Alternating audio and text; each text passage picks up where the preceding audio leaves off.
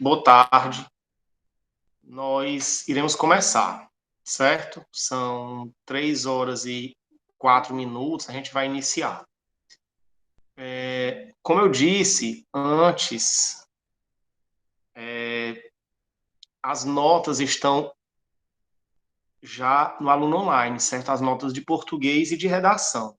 E aí, lá nas notas, se você quiser ver sua nota, tem a média e tem um detalhe também que explica como é composta essa nota, certo?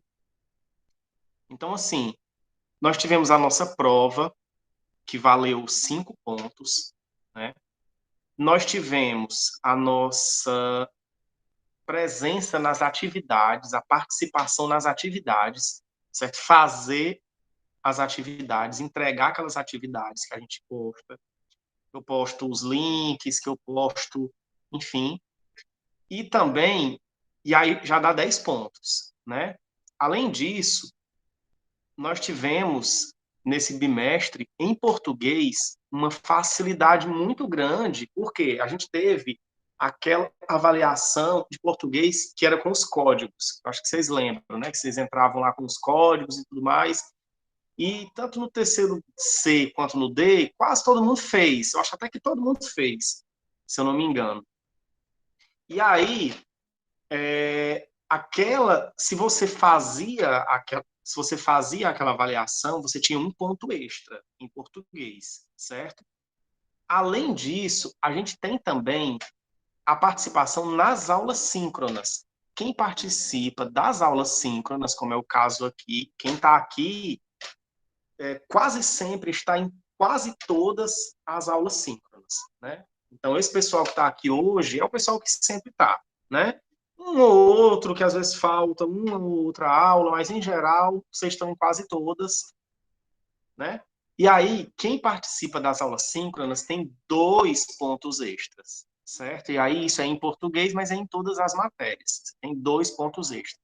Lógico, em cada matéria, né? Então, quem participa das aulas síncronas de português tem 2 pontos extras em português, e assim em cada matéria, certo? Então, a gente tinha a possibilidade, nesse bimestre, de chegar numa nota bem alta.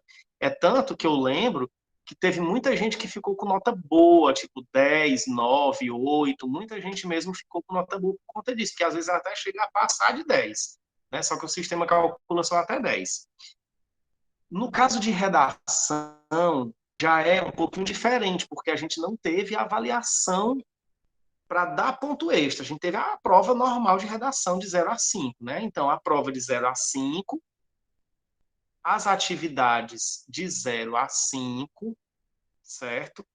E a participação nas aulas síncronas, valendo 2 pontos extra, sem diagnóstica, não teve diagnóstica de redação, né? Aí o que eu percebi? Eu percebi o seguinte, duas coisas. A primeira, de um modo geral, o pessoal faz menos atividade de redação do que de português. De português, o pessoal faz mais. Isso acaba, às vezes, gerando uma nota um pouquinho mais baixa. Segundo, a questão de que não teve diagnóstica de redação, então não teve esse um ponto extra de redação. Teve o ponto extra, os 2 pontos extras, só para quem participa das aulas síncronas, certo? Então, a nota de redação, ela tende, pelo menos em geral, a ser um pouco menor do que a nota de português. E aí eu queria alertar vocês que estão aqui hoje, que vocês tivessem esse cuidado, certo? Porque, assim, é sempre importante a gente fazer tanto a atividade de português quanto a atividade de redação, por conta disso. Não ter esse problema, né? Mas, em geral, vocês que estão aqui hoje, como vocês participam de quase todas as aulas síncronas, então vocês têm 2 pontos extra, às vezes tem 1,5 ponto, se não tem dois, né? Aquelas pessoas que participam menos. Pois é, Juliana está dizendo que não está me ouvindo. Juliana, eu acho que é um probleminha na sua internet, viu? Provavelmente, porque eu estou vendo aqui que já está com umas 2 vezes que você, tipo, sai e volta. Me parece ser uma instabilidade da internet. Isso acontece mesmo às vezes, né? Então, pode ser que seja por conta disso, viu? Mas aí, infelizmente, eu não posso fazer nada, certo? Mas aí, se você tiver uma outra internet que você possa se conectar, ou então, às vezes, é só aquele momento ali, depois ela volta, né? Então, deve ser por isso. ok? Então, pessoal, era como eu estava dizendo, né? Então, vocês têm que ter esse cuidado de participar de todas as aulas e de fazer e de fazer a atividade de todas as aulas também, certo? De todas as matérias, né? Porque aí, às vezes, acaba que se prejudica em uma matériazinha por conta de a gente acha que não é tão importante, certo? Então vamos lá, vamos começar aqui com o nosso conteúdo propriamente dito. Lá 2 semanas atrás, quando a gente teve a semana de aula síncrona, semana passada a gente não teve aula síncrona, foi só atividade, né? Mas 2 semanas atrás, quando a gente teve aula síncrona, nós vimos os últimos tópicos de concordância verbal, certo? Que era a concordância, digamos assim, as exceções na concordância, né? Verbo ser e, e também os impessoais, certo? Aqueles verbos que são impessoais, ou seja, aqueles que não têm sujeito. Portanto, como é que acontece a concordância nesses verbos que não têm sujeito? E nós vimos também um outro fenômeno chamado concordância ideológica, que também é uma forma diferente de fazer a concordância. Como se fugisse um pouco a regra geral da concordância, né? E aí, na nossa aula, no caso, na nossa aula, não, na nossa atividade, na semana seguinte, eu cometi, inclusive, um erro. Eu confesso que, como as minhas aulas síncronas não mudaram de dias, eu pensei assim, a postagem das atividades deve ter continuado a mesma coisa. Acho que eu nem pensei sobre isso, eu simplesmente fui no automático, né? Como antes, porque a gente tinha antes das provas, a gente tinha um horário. Depois, ele teve algumas alterações, poucas alterações, mas teve. E uma das alterações foi uma mudança no dia de postagem das atividades de português. E eu confesso para vocês que eu não atentei para essa mudança. E aí, nós que postávamos a atividade antes de sexta-feira, passamos a postar de terça-feira. E aí, chegou terça-feira na semana passada e eu nem percebi que era dia de eu postar atividade. Nem percebi. Só fui perceber na sexta. Quando eu fui postar na sexta, que eu olhei e disse, porra, o horário aqui tá diferente. Vale, eu vacilei aqui, né? E aí foi que eu percebi que, na verdade, eu deveria ter postado a atividade na terça-feira e não na sexta. Quando for na próxima semana, eu corrijo esse erro, certo? Então, a gente vai passar a postar de acordo com o horário, que é terça-feira. Segunda-feira, redação, e terça-feira é a postagem de atividade de português, né? Então, eu faço essa correção. Por isso, eu não vou nem corrigir a atividade aqui hoje, porque não vai fazer sentido a gente corrigir a atividade que ela está aberta ainda lá, né? Ela foi postada na sexta-feira, você pode fazer até amanhã ainda. Então, eu não vou postar, eu não vou fazer a correção hoje, certo? Vou deixar para fazer a correção só na nossa próxima aula, na quarta-feira à tarde, certo? Que aí ela já vai ter encerrado já. Nós começamos com a atividade um conteúdo novo. Geralmente, eu inicio com a explicação, né? E não com a atividade. Mas dessa vez, eu achei que concordância verbal já tinha dado o que tinha que dar, entendeu? Não, a gente vai começar um conteúdo novo da parte referente à literatura, certo? E aí eu iniciei não com a explicação, mas com a atividade, certo? Deixa eu abrir aqui o nosso livro, que a gente vai usar hoje o livro, ok? Ó, se você não tem o seu livro de português ainda, você pode acompanhar na minha tela aqui, certo? Que está o livro de português também. Se você tem, é até melhor que você abra. Você vai abrir seu livro de português aí na página 38, certo? Vai abrir na página 38 e a gente vai começar, certo? E aí, pessoal, se você não pegou o livro, eu estou dizendo isso toda a aula.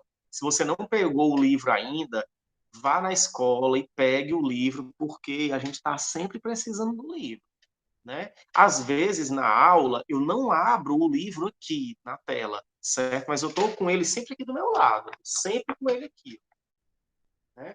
E aí, além disso, vocês estão precisando para vocês fazerem as atividades, para vocês estudarem um pouco mais, né? Porque às vezes o que a gente fala aqui é bom também que você veja no livro. E eu estou sempre fazendo referência, ó, pessoal, isso aqui está no livro, página tal, tal, tal. Só que hoje é importante que todo mundo visualize o que está aqui no livro. E como eu sei que tem algumas pessoas que não têm o livro ainda, então eu achei melhor que a gente abrisse aqui o livro, certo? Por que que vai ser importante a gente abrir esse livro? Porque a gente tem algumas imagens aqui, e essas imagens, a gente vai analisar essas imagens aqui, vai falar sobre essas imagens aqui, certo? E por isso que a gente vai precisar do livro para todo mundo, ok? Antes mesmo, é importante que a gente abra uma outra imagem que não está no livro que eu vou mostrar, certo? Se você fez a atividade que eu passei sexta-feira, você viu essa imagem lá na atividade. E se você não fez, você já vai pegando aí também informações da atividade que está aberta ainda até amanhã, certo? Nós vamos hoje começar a falar sobre modernismo, né? Nós antes falamos sobre pré-modernismo. Eu estava até comentando com o pessoal hoje mais cedo que se algo se chama pré alguma coisa, é porque esse alguma coisa é muito mais importante do que aquele momento que é chamado de pré alguma coisa. Entendeu? Então, se a gente vai estudar um período chamado pré-modernismo, é porque o modernismo foi muito mais importante do que aquele período. Porque, na verdade, como a gente viu, não se trata nem de uma escola literária mesmo, é uma fase de transição, é um período em que você está se alterando. E aí está exatamente alterando a literatura do século XIX para a literatura do século XX, que é o modernismo. E aí, pessoal, sem nenhum exagero, tudo, absolutamente tudo que a gente tem hoje em dia na cultura, de um modo geral, tudo dialoga com o modernismo, certo? Então, a gente está aqui, com certeza, diante de algo que é extremamente importante até para que a gente consiga entender a nossa atualidade, a literatura da atualidade, as artes de um modo geral da atualidade, ou seja, o mundo cultural como um todo de hoje dialoga com o modernismo, né? E aí eu queria antes falar sobre uma confusão que às vezes a gente faz, porque o termo moderno ele pode ter vários significados, né? E aí, assim, no nosso dia a dia, frequentemente, quando a gente diz que uma coisa é moderna, o que é que a gente está querendo dizer? A gente está querendo dizer que ela é uma coisa atual, é uma coisa do hoje em dia, do momento em que a gente está aqui. Isso é algo moderno, certo? Só que, na verdade, moderno, quando a gente chama algo de moderno na literatura, nas artes, não quer dizer que é uma coisa da atualidade, do hoje em dia. Na verdade, moderno na literatura é algo que vem de quando? Que vem lá do começo do século XX, ou seja, os anos de 1900 e pouco. Uma série de acontecimentos que ocorreram na Europa, movimentos que aconteceram na Europa, que inclusive o nosso livro aqui traz, falando sobre eles, a gente vai falar sobre eles na nossa próxima aula, quarta-feira, certo? São chamados de vanguardas europeias, ou seja, movimentos que estão à frente do seu tempo, eles são uma vanguarda. Vanguarda significa quando algo está à frente do seu tempo, está antecipando aquilo que vai vir depois, né? Então essas vanguardas, elas trazem uma série de novidades para o mundo das artes, da literatura, da pintura, das artes de um modo geral, né? E o modernismo é exatamente o que vem dessas vanguardas, certo? Ou seja, quando a gente diz em arte que uma coisa é modernista ou que uma coisa é moderna, nós estamos falando que isso é do começo do século XX. E que vem até quando? Quando é que termina esse moderno? Aí é uma grande discussão, certo? E é uma grande discussão mesmo. E é uma discussão, inclusive, que está em aberto e em disputa. Muita gente acredita que o modernismo já acabou, que nós não vivemos mais o paradigma modernismo nas artes, certo? A gente viveria outro período, que as pessoas têm chamado de pós-modernismo. Para você ver como o modernismo é importante, né? Até o que vem depois é chamado de pós-modernismo, né? Então, seria isso, mas muita gente acha que, na verdade, não. A gente não finalizou o modernismo ainda. A gente vive o paradigma do modernismo, certo? Quem tem razão? Aí, como eu disse, é uma disputa. Eu tenho as minhas opiniões, outras pessoas têm outras opiniões e por aí vai. Não cabe a nós aqui fazer esse julgamento, certo? O nosso livro, por exemplo, ele trata de pós-modernismo. Então, ele acredita que o modernismo já acabou. E quando é que teria acabado esse modernismo? Por volta de anos 60, ou seja, anos 1960. Tem até um marco que é considerado o fim do modernismo, que é o ano de 1968. Tão específico, né? 1968. Por quê? Será? Porque em 1968 ocorreram muitos acontecimentos na Europa, sobretudo na França, que mudaram, teriam mudado, né? Para essas pessoas que acreditam que o modernismo acabou, já teriam mudado, inclusive a forma de arte, né? E entre outras coisas, não é só isso. Em história, eu não sei se vocês vão conseguir chegar lá e estudar sobre isso, mas vocês, com certeza, o seu livro tem alguma informação sobre maio de 68, né? Que foi, como eu disse, movimentos, sobretudo na França, de estudantes, intelectuais e tudo mais, e que isso aí seria o fim do modernismo. A partir dali, nós não teríamos mais o modernismo, nós teríamos o pós-modernismo, certo? Como eu disse, isso é uma discussão em aberto que não vem ao caso aqui. Porque na nossa aula de hoje, a gente vai estudar as origens do modernismo.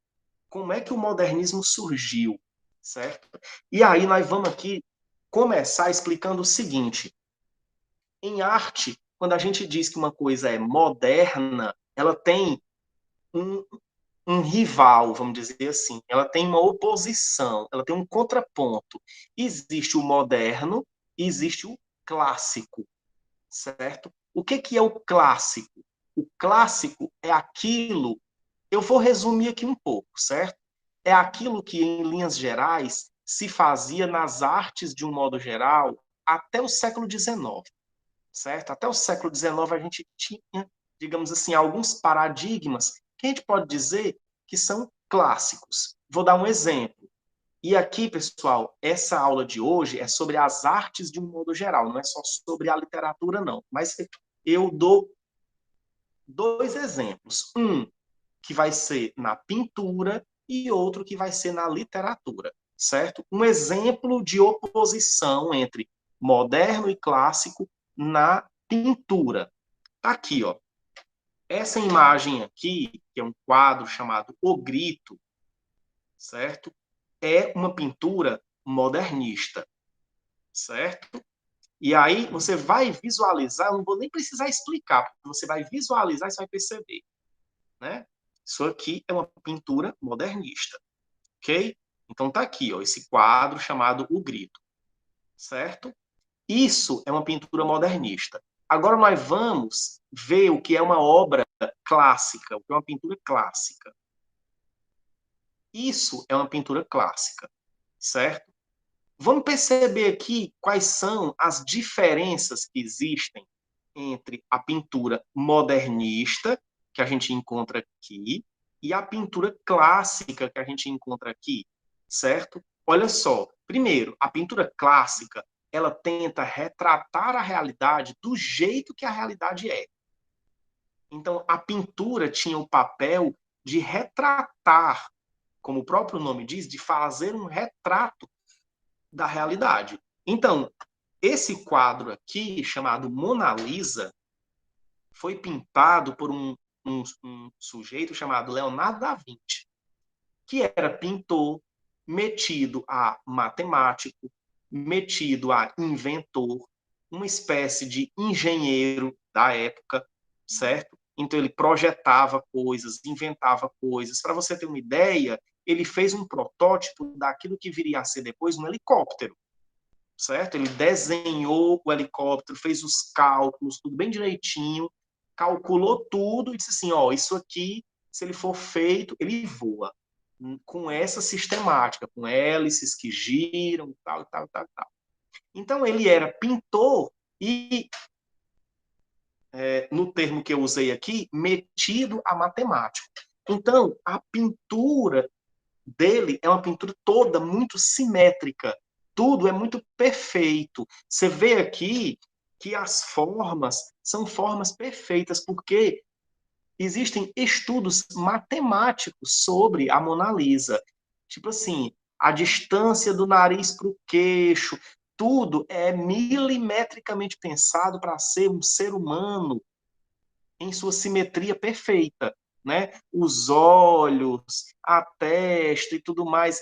Se você mede, por exemplo, daqui para cá é tantos centímetros, ou seja, é tudo milimetricamente calculado. Leonardo da Vinci, quando pintou isso aqui, pintou com o objetivo de retratar uma realidade, realmente, que aquilo ali fosse um ser humano em seu formato mais perfeito. Você percebe que é totalmente diferente, por exemplo, disso aqui, certo? É totalmente diferente. Aqui a gente não tem um ser humano simétrico, perfeito, bem desenhado, vamos dizer assim, né? Por quê? Porque aqui o objetivo é outro. E a gente vai falar sobre por quê que aqui é de um jeito, ou seja, essa pintura moderna é de um jeito e essa pintura clássica é de outro jeito. Isso tem uma explicação. E não quer dizer que a pintura clássica seja superior e a pintura moderna inferior. E nem o contrário também. A pintura clássica inferior e a moderna superior. Na verdade, são formas diferentes de retratar a realidade, inclusive formas que dialogam com o seu momento, com a sua época, certo? Leonardo da Vinci, quando pintou isso aqui, foi no período do Renascimento, certo? Eu não saberia afirmar com certeza o ano em que foi pintado, mas a gente tem um Google aqui para isso, né? Vamos ver aqui, ano de Mona Lisa, certo? A gente vai pesquisar aqui agora, porque eu confesso que eu não sei. Pronto, 1503. Olha só, em 1503. Em 1503, Leonardo da Vinci pintou a Mona Lisa. É, era outro mundo, certo? Eram outras influências, era outra visão sobre o que é a arte. Aqui nós temos o quadro O Grito. O quadro O Grito, como está dizendo aqui embaixo, é de 1893. Ou seja, nós temos aqui quase 400 anos de diferença, né? Quase 400 anos de diferença. É outra realidade, é outro período, é outra história. E por que isso? Por que essa diferença, né? E por que o surgimento de algo modernista?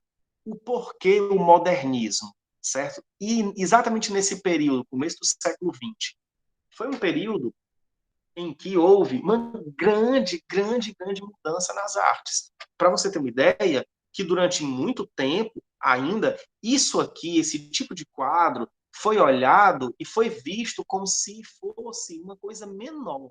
Por quê? Ah, porque não é perfeito, não é feito em detalhes, não retrata a realidade do jeito que a realidade é. Olha só, a gente tem aqui esse outro quadro aqui, chamado Corrente de Cachorro em Movimento, que é um quadro futurista, certo?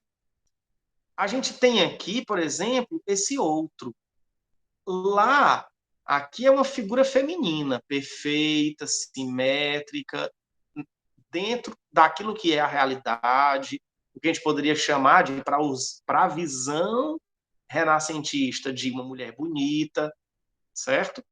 Aqui nós temos uma figura completamente assimétrica, as formas não são geometricamente perfeitas, como são, por exemplo, lá em A Mona Lisa. Isso aqui não retrata uma figura humana como a figura humana realmente é, mas também são mulheres. Um quadro chamado As Senhoritas de Avignon, certo? Ou seja, as moças de Avignon. Avignon é uma cidade francesa. Então,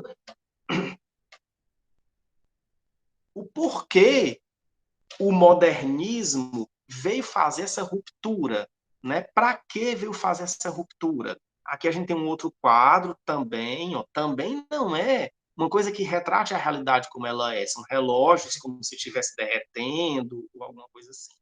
Não é um retrato da realidade como a realidade é, totalmente diferente, por exemplo, disso aqui, né?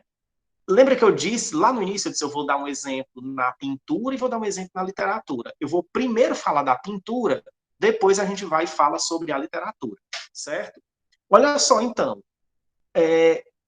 existem inúmeras explicações de por que o modernismo trouxe essa ruptura. Eu vou aqui dar uma explicação, essa explicação não fui eu que criei, não fui eu que inventei, é uma adaptação que eu geralmente faço de uma análise de um filósofo alemão chamado Walter Benjamin, certo?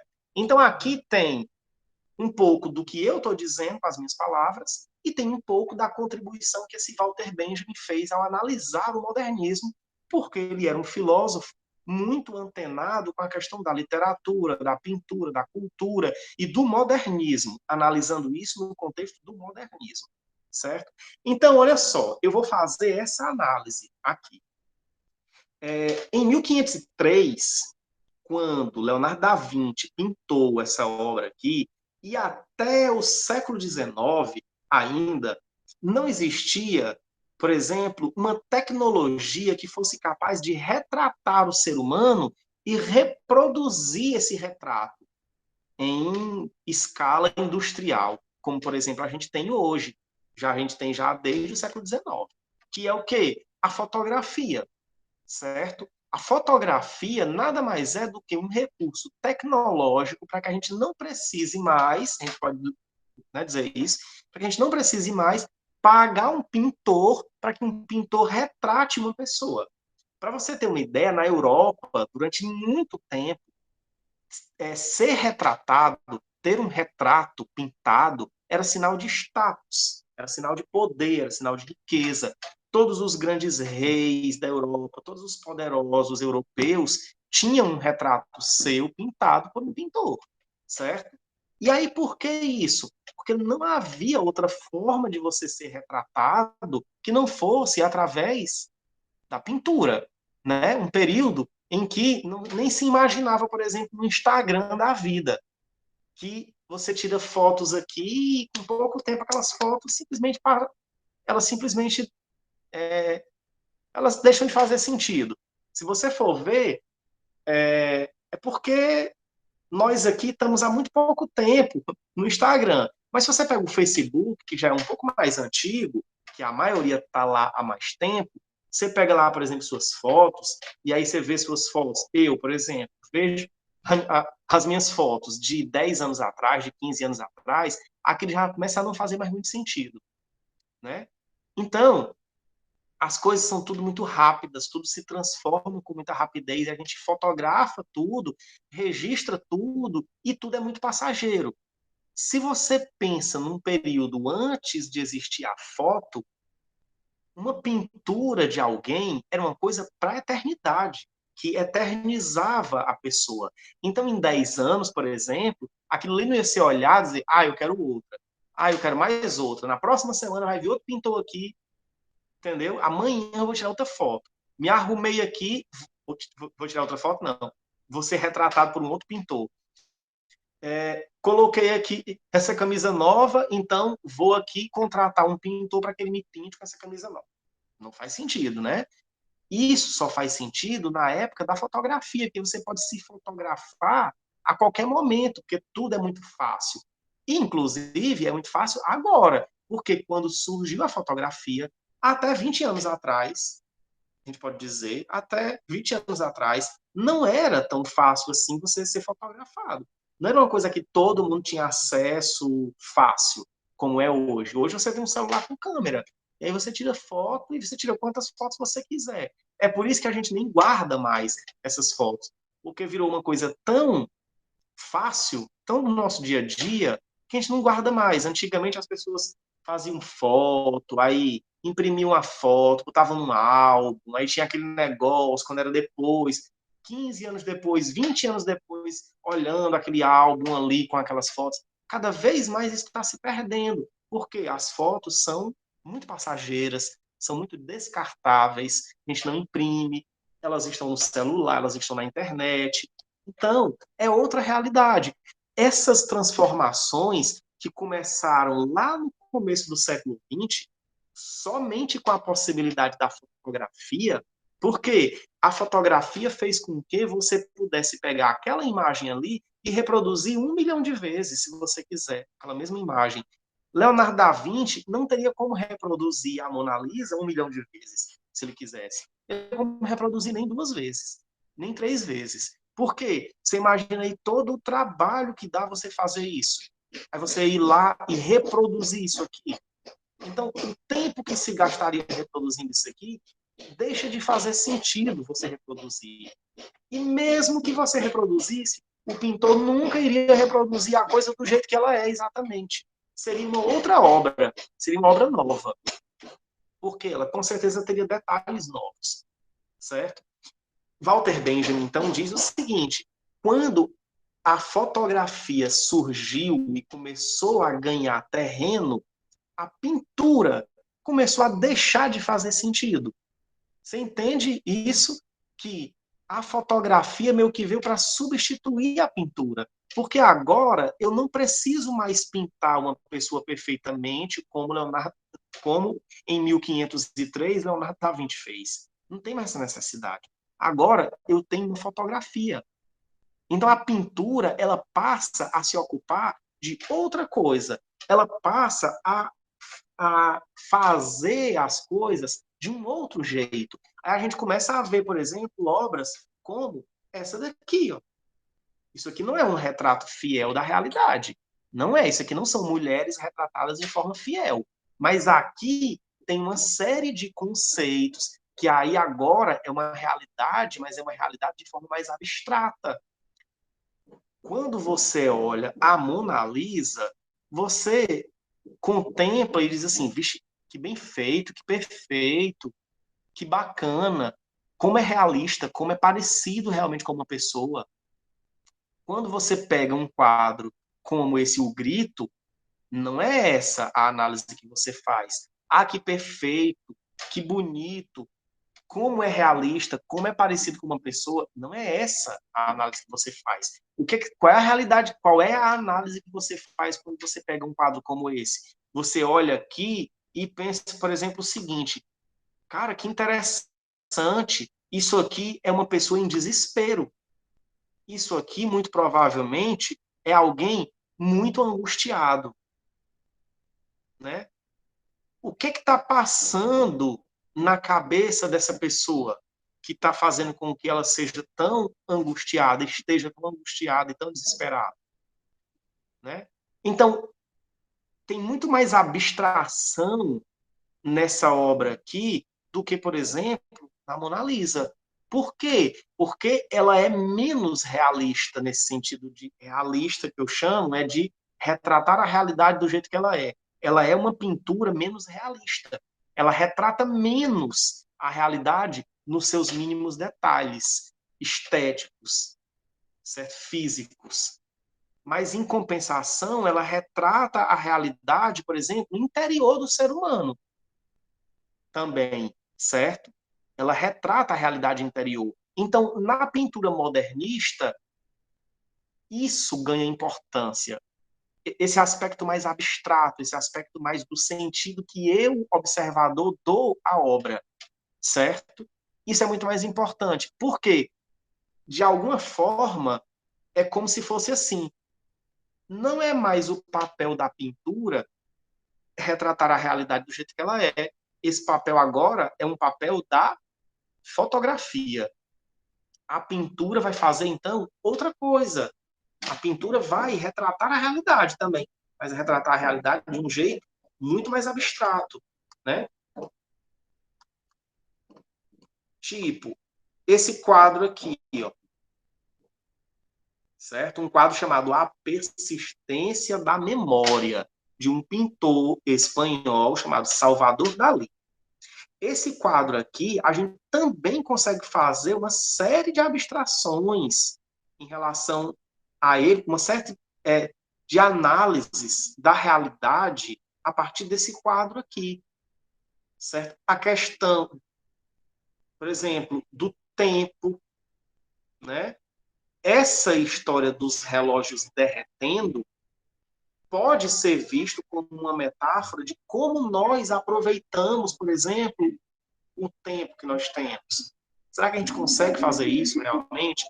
Será que a gente controla o tempo, como às vezes a gente quer fazer, a gente quer controlar o tempo? O tempo, ele não é tão controlável assim. É por isso que ele derrete aqui, porque você não controla, né? Então, isso é a análise que eu estou fazendo aqui de uma forma completamente amadora, vamos dizer assim. Tem 1001 análises que a gente pode fazer a partir desse quadro.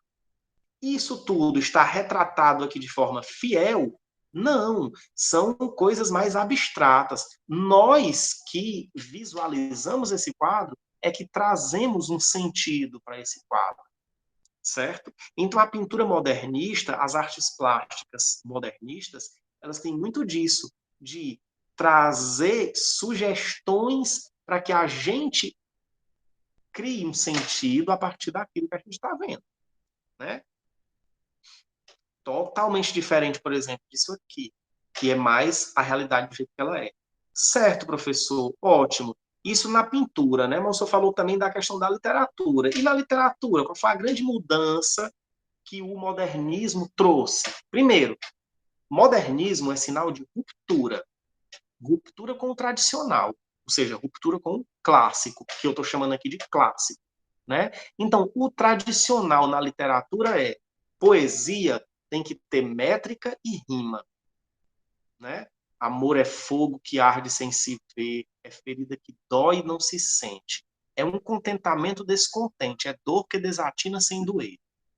Olha só, cada verso desse com 10 sílabas poéticas, sempre fazendo rima, bonitinho. Esse poema é um soneto, 14 versos distribuídos em 4 estrofes, 2 estrofes com 4 versos, 2 estrofes com 3 versos. Então, é um poema que é feito com a perfeição de métrica, ou seja, cada verso tem a mesma quantidade de sílabas poéticas, com a precisão das rimas, tá tudo rimado bonitinho. O que que o modernismo vai fazer? O modernismo vai fazer isso aqui, ó, que a gente vai encontrar num texto que está lá na página 42. Olha só, lá na página 42. A gente tem um poema na página 42 em que um poeta chamado Mário, não é Mário professor de matemática não, viu, pessoal? Mário de Andrade escreve o seguinte: quando sinto a impulsão lírica, escrevo sem pensar tudo que meu inconsciente me grita. Ou seja, não tem mais métrica, não tem mais rima, não estou mais preocupado com isso. Eu estou preocupado em me expressar do jeito que vem para mim. Ele diz, ó, quando sinto a impulsão lírica, ou seja, é um impulso. Quando sinto a impulsão lírica, escrevo sem pensar tudo que meu inconsciente me grita. Então não tem esse negócio de esse verso tem que ter o mesmo tamanho de outro. Não, é uma questão de se expressar. É tanto que você vê aqui que o poema ó, tem alguns versos menores, outros maiores, não tem métrica, não tem rima, não tem absolutamente nada disso. Por quê? Porque o mais importante aqui na literatura, na poesia modernista, vai ser você se expressar, né? E não se expressar dentro de um formato.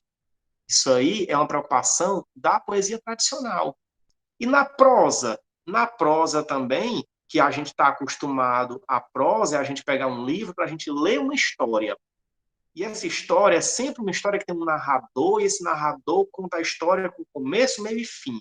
E esse começo, meio e fim, ele é sempre muito bem organizadinho. É assim, no começo você vai conhecendo os personagens, depois você percebe que tem um personagem ali, ou alguns personagens ali, que tem uma espécie de um problema, e esse problema ele vai se intensificando, se intensificando, se intensificando, ele chega num clímax, e depois, no final, você tem um desfecho desse problema. Isso é isso é a narrativa tradicional, de toda obra literária tradicional, certo? O que é que o modernismo vai fazer? O modernismo vai fazer o seguinte: vamos quebrar esse paradigma, vamos quebrar isso aí. Pessoal, eu vou só acender aqui uma luz, porque deu uma escurecidazinha aqui, e eu estou percebendo que até a tela aqui ficou mais escura, certo? Espera aí.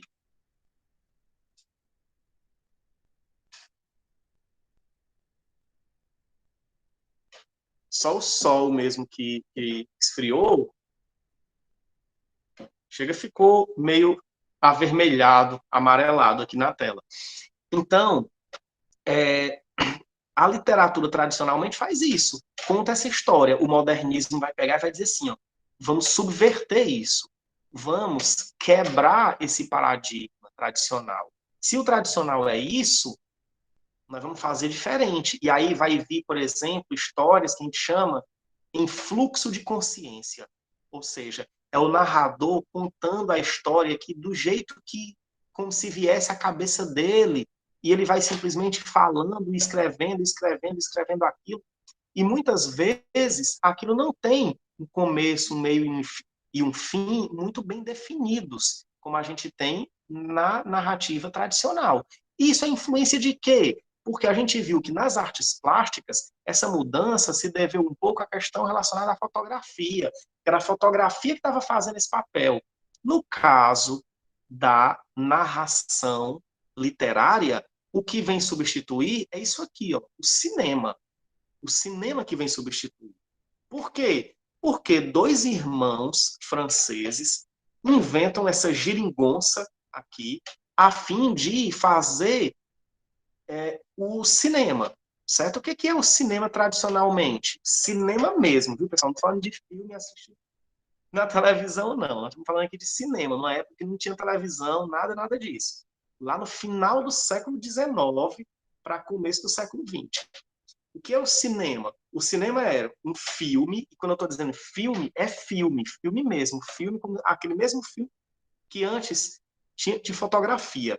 Você tem um filme, e aí você grava com uma câmera, e essa câmera faz como se fossem muitas fotos, certo? Quando você bota esse filme e joga uma luz nele, e você gira o filme, você faz o quê? Você projeta aquelas imagens em movimento. Isso é o cinema. Se alguém aqui já foi a um cinema assistir um filme, realmente, você vê que você está aqui, você vê que lá atrás tem uma luzinha, certo?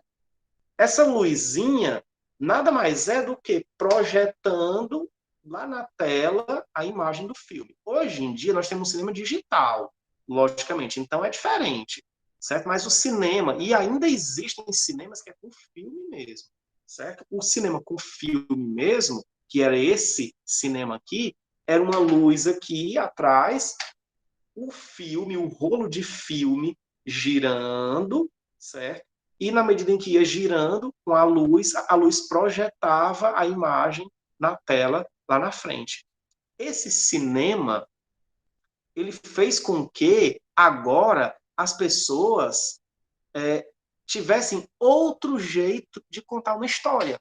Antigamente, o jeito de contar a história era através da literatura, através de narrações na literatura. Agora, com o cinema, você tem outra forma de contar a história. Então, do mesmo jeito que a fotografia, entre aspas aqui, muito entre aspas, roubou o que antes era da pintura, o cinema também, muito entre aspas, roubou aquilo que era da literatura, que era contar histórias. Então, a literatura vai se transformar do mesmo jeito que a pintura também se transformou. Do mesmo jeito que a pintura foi para algo mais abstrato, a literatura faz a mesma coisa também. Vai para algo mais abstrato, vai mais para a questão das sensações, certo? Então, o mais importante não é a história com começo, meio e fim. É tudo que está por trás daquilo ali, é a psicologia dos personagens, é tudo.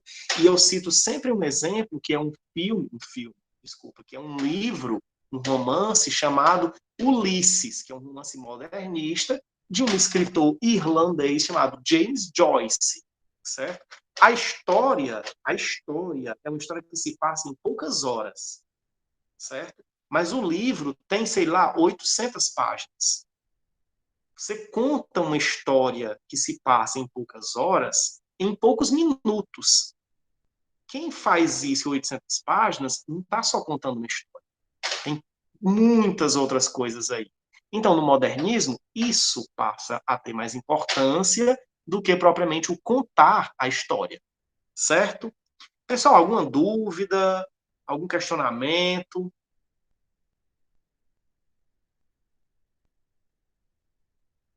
Silêncio absoluto. Vocês estão calados hoje.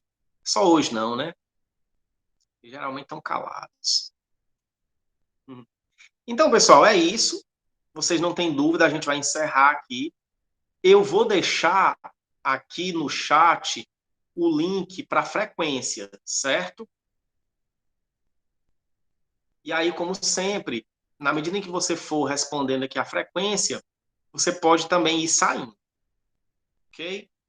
E depois, quando terminar a nossa aula aqui, vai ficar também no grupo a nossa atividade. É só uma questãozinha para a gente refletir aqui sobre o modernismo, certo? E aí você não deixe de responder a atividade lá, porque ela é a frequência, certo? A nossa presença é pela atividade, certo? A aula síncrona aqui é para você garantir aqueles 2 pontos extra e garantir também o conteúdo da explicação, logicamente, certo?